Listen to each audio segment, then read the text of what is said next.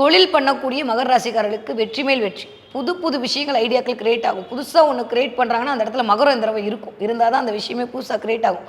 யாரெல்லாம் real estate பண்றாங்களோ, யாரெல்லாம் ஆட்டோமொபைல்ஸ்ல இருக்காங்களோ, யாரெல்லாம் வந்து ஆயில் பிசினஸ் பண்றாங்களோ, யாரெல்லாம் வந்து வாயால் பிழைக்கக்கூடிய தொழில் செய்றாங்களோ, அத்தனை மகர ராசிக்காரர்களுக்கு அல்டிமேட். வாவ்! கம்யூனிகேஷன்.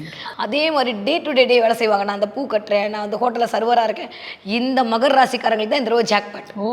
ஓகே. நீங்க இந்த லெவல்ல இருந்தீங்கன்னா, திடீர்னு இந்த லெவல்ல போய் உட்கார போறீங்க. சின்னதா இருந்தா அவங்க பூ கடையே போட்டுருவாங்கங்கிறீங்க. சூப்பரா இருக்கும். அவங்களுக்கு வந்து டே டு டே வேலை யாரெல்லாம் செஞ்சுட்டு இருக்கீங்க, ஒரு ரூ. 400 தான் எனக்கு சம்பளம் அப்படின்னு நினைச்சிட்டு இருக்கக்கூடிய மகர ராசிக்காரர்களுக்கு ரூ. 4000 சம்பளம் வர அளவுக்கான வாய்ப்புகள் கூடும்.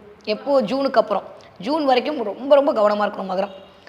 ஜூன் வரைக்கும் எல்லாருக்கிட்டையும் நிதானமா இருக்கணும். பேச்சுல கவனமா இருக்கணும். யாரையும் வந்து எடுத்தெறிஞ்சு பேசக்கூடாது. 2ஆம் இடத்துல இருக்கக்கூடிய ராகு ஒரு மாரி சில லீலைகள்லாம் பண்ணுவாரு. அவர் அப்படியே கிராஸ் ஆகி இப்போ சதயம் நோக்கி வரும்போது அந்த இடத்துக்கான சில நிகழ்வுகளை கொடுப்பாரு. இந்த பக்கம் கேது சுயசாரம், இந்த பக்கம் ராகு சுயசாரம்.